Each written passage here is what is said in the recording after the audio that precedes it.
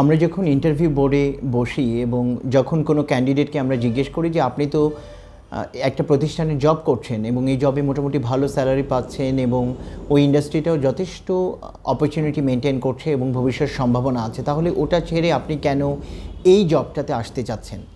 Maximum ক্ষেত্রেই ছেলেমেয়েরা যে উত্তরটা দেন বা অভিজ্ঞ মানুষেরাও যে উত্তরটা দেন সেটা হচ্ছে যে ওই জবটায় সার্টেনিটি নেই।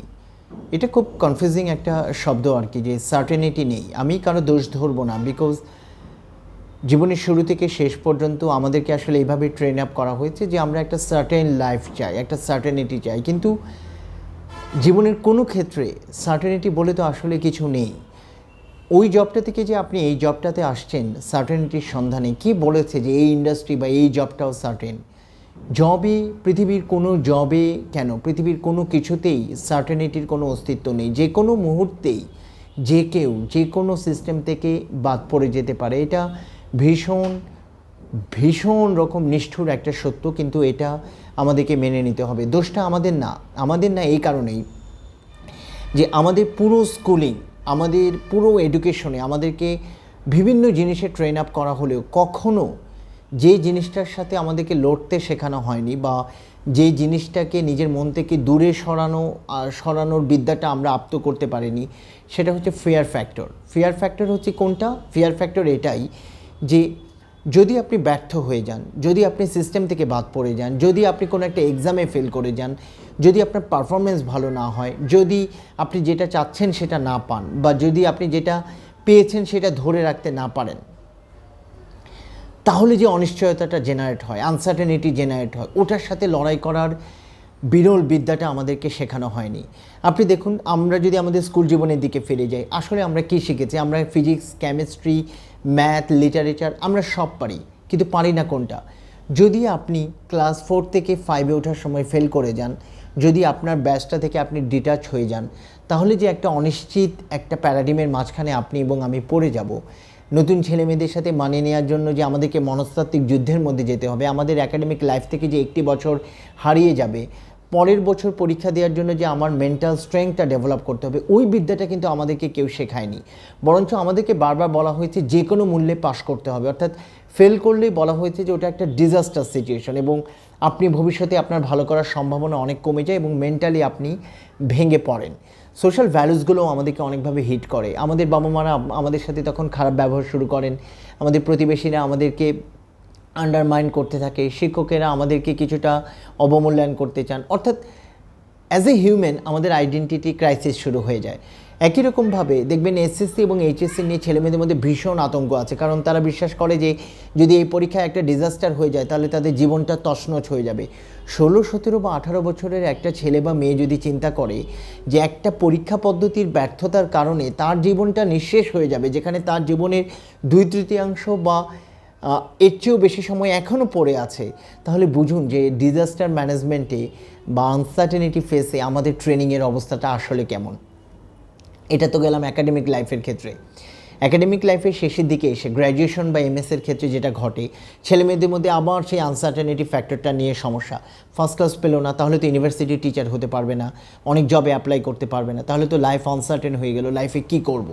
তার মানে ওই একটা মাত্র অপশন আমাদের কাছে দেওয়া হয় যে এখানে তোমার সাকসেস পেতেই হবে। যদি এখান থেকে তুমি ডিজাস্টারে পড়ে যাও, যদি কোনো প্রবলেমে পড়ে যাও, কোনো ফেলিওরে চলে যাও, তাহলে তোমার লাইফে আর কিছু বাকি থাকলো না। তার মানে এক্সটার্নাল সব প্যারামিটার, এডুকেশন সিস্টেম, চাকরি, সোসাইটি, এগুলো হচ্ছে আপনার এবং আমার জীবনকে মেনটেন করতে শুরু করে। আমি এগুলোকে বাদ দিলাম, বাদ দেন অ্যাকাডেমিক্যালি আপনি খুব ভালো।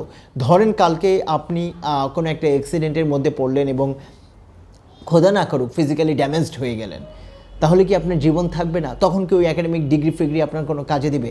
তাহলে আমরা যেগুলোকে মনে করি ডিজাস্টার ক্রাইটেরিয়া, এগুলোর চেয়েও বড় রকমের ডিজাস্টার ক্রাইটেরিয়া কিন্তু পৃথিবীতে আছে। আপনার এমন কিছু একটা ঘটলো যে আপনার জীবনটা এলোমেলো হয়ে গেল, আপনি এমন কিছু হলো, ধরুন কালকে ভূমিকম্প হয়ে আপনার দেশটা, আপনার জমিগুলো, আপনার বিল্ডিংগুলো সব পড়ে গেল। হলো কি এরকম যে আপনার শহরটাতে হঠাৎ করে প্রচণ্ড রকম ন্যাচারাল ডিজাস্টার হয়ে গেল এবং সব এলোমেলো হয়ে গেল।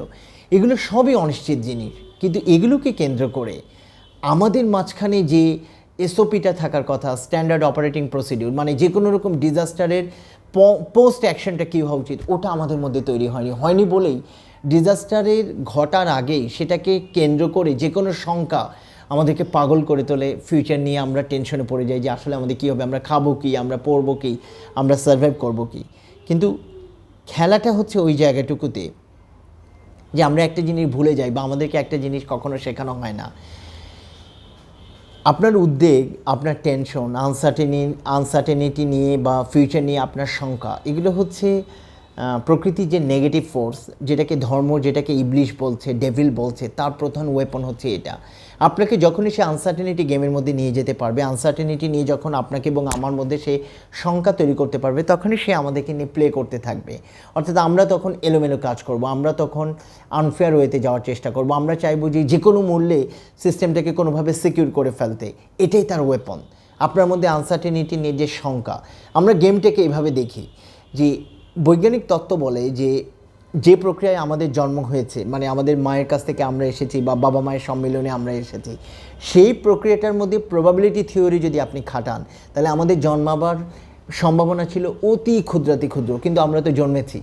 যদি বিশ্বব্রহ্মাণ্ডের সৃষ্টির দিকে তাকান, তাহলে সেটা তৈরি হওয়ার যে মেকানিজমে সেটা তৈরি হয়েছে, মানে বিগ ব্যাং থিওরির কথা বলছি, সেখান থেকেও একটা ব্রহ্মাণ্ড তৈরি হওয়ার সম্ভাবনা ছিল ক্ষুদ্রাতি ক্ষুদ্র, কিন্তু ব্রহ্মাণ্ড তো তৈরি হয়েছে। দেখুন, প্রত্যেকটা বড় রকমের পরিকল্পনা যখন প্রণয়ন হয়, তো এখানে সার্টেনিটি লেভেলটা খুব জিরো থাকে, পসিবিলিটি লেভেলটা খুব জিরো থাকে, অ্যাপ্রক্সিমেটলি জিরো থাকে, কিন্তু সেখান থেকেই কিন্তু জিনিসটা রিয়েল ওয়ার্ল্ডে চলে আসে। তাহলে আমাদেরকে যদি একটু ডিজাস্টার ম্যানেজমেন্টটা যদি আমাদের ছেলেমেয়েদের মধ্যে আমরা তৈরি করতে পারি, নিজেদের মধ্যেও তৈরি করতে পারি। যেমন অনেকেই খালি সার্টেনিটি চান, পড়াশোনায় সার্টেন রেজাল্ট চান, সার্টেন রেজাল্টের পরে সার্টেন ম্যারেজ চান, সার্টেন সোশ্যাল স্ট্যাটাস চান, সার্টেন জব চান, ফিক্স স্যালারি, সার্টেন স্যালারি চান, কিন্তু কোথাও তো সার্টেনিটি নেই। পুরো গেমটাই তো মোমেন্টারি, প্রতি মুহূর্তেই ব্রহ্মাণ্ড চেঞ্জ হতে পারে। আপনি রাস্তা চেঞ্জ করতে গিয়ে, রাস্তা পার হতে গিয়ে একটা মাইক্রো সেকেন্ডের মধ্যে আপনার পুরো জীবন তছনছ হয়ে যেতে পারে। তো আপনি তো স্বীকার করেন, তাহলে সার্টেনিটি কোথায় খোঁজেন? একটা রাস্তা পার হওয়ার ক্ষেত্রে যখন আপনার জীবনের সার্টেনিটি নেই, সেখানে আপনি জবে, এডুকেশনে, ক্যারিয়ারে, লাইফে, সোসাইটিতে, সব জায়গায় আমি সার্টেনিটি খুঁজে বেড়াচ্ছি। How it is possible?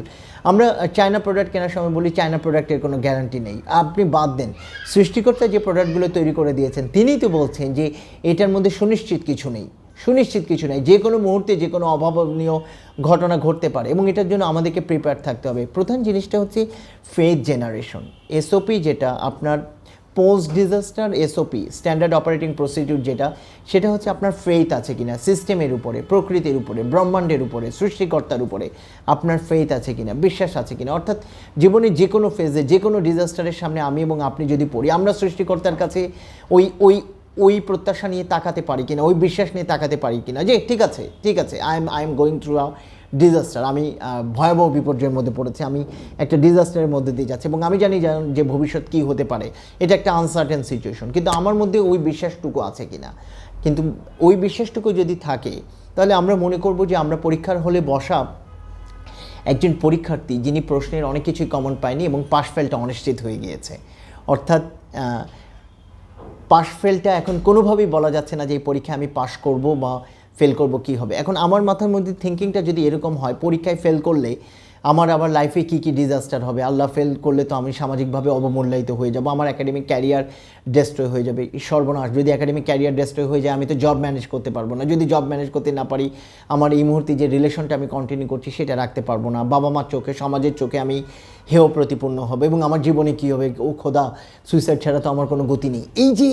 এই যে ভয়ঙ্কর যে চিন্তাগুলো আমাদের মাথার মধ্যে আসতে শুরু করেছে, এগুলো প্রকৃতির নেগেটিভ ফোর্স থেকে জেনারেট হয়। ডেফিনেটলি এগুলো ডেভিল থেকে আসে, এই যে ফ্রাস্ট্রেশনের গেমটা, কারণ উনি ওই আনসার্টেনিটিটাকে কেন্দ্র করে পুরো ডিজাস্টার প্রসেসটাকে ইনিশিয়েট করেন, এবং এটা পোস্ট এফেক্ট হয় ভয়াবহ। মনে রাখবেন, যে কোনো ডিজাস্টার এক্সট্রিম হয় না, এক্সট্রিম তখনই হয় ডিজাস্টারের পরে আমি এবং আপনি যে রেসপন্সটা দিই, ওই রেসপন্সটা যদি পজিটিভ না হয়, তাহলেই মুশকিল, তাহলেই আসলে আমি এবং আপনি ওই ডিজাস্টারের যে পরিণতি সেটা আমাদেরকে বরণ করতে হবে। কিন্তু আমরা যদি এসওপিটা ক্লিক করি, এসওপির ফার্স্ট এলিমেন্ট ফেথ, বিশ্বব্রহ্মাণ্ডের উপরে ফেথ। আমারই পৃথিবীতে আসার কথা ছিল না, প্রবাবিলিটি প্রায় অ্যাপ্রক্সিমেটলি 0 ছিল, কিন্তু সৃষ্টিকর্তা আমাকে পৃথিবীতে নিয়ে এসেছেন। মনে রাখতে হবে, আমার এবং আপনার জন্য সৃষ্টিকর্তা অসাধারণ রোবাস্ট একটা অ্যালগোরিদম তৈরি করেছেন, এবং এখানে হাজার হাজার ডিজাস্টার লেখা আছে এবং এটাও বলা আছে ওই ডিজাস্টারের রিকভারি প্রসিডিউরগুলো কী। আমাকে এবং আপনাকে যেটা করতে হবে, ওই যে বলেছি পরীক্ষার হলে প্রশ্ন কমন না পেলেও যদি 3 ঘন্টার এক্সাম হয়, পুরোটা সময় ধৈর্য ধরে মোর দেন 100% এফোর্ট দিয়ে আনসার করার চেষ্টা করতে হবে। খাতাটা ঠিকঠাক মতো ভরাতে হবে, লজিক্যালি ভরাতে হবে। জানি না অ্যাজামশন থেকে, নলেজ থেকে, প্রিভিয়াস এক্সপিরিয়েন্স থেকে, বিশ্বাস থেকে, প্রত্যাশা থেকে লিখতে হবে। এই সময় আমাদের প্রিয় শিক্ষক হয়তো আমাদের পাড়ি দিয়ে বারবার হেঁটে যাবেন, ইনভিজিলেটর আমাদেরই হয়তো প্রিয় শিক্ষক, আমাদেরকে অনেক আদর করেন, কিন্তু তিনি আমাদেরকে সাহায্য করবেন না। তিনি নীরবে শুধু আমাদেরকে দেখবেন যে আমরা কী করছি।